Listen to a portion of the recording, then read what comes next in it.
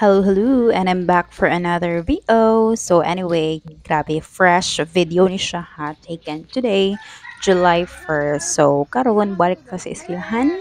So na-enjoy ba ta sa atong 30 days uninterrupted vacation mga teachers?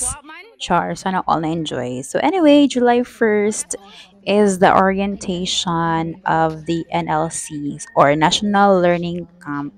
So this is my second time to volunteer as an NLC volunteer teachers.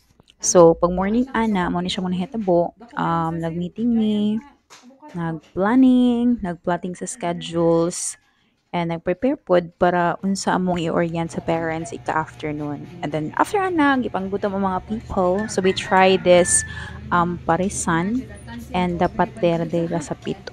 So far so good naman siya with its affordable price.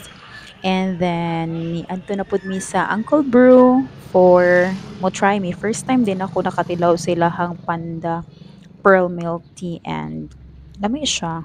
I mean, lamian ko and lami sa dilahang pearl kay chewy.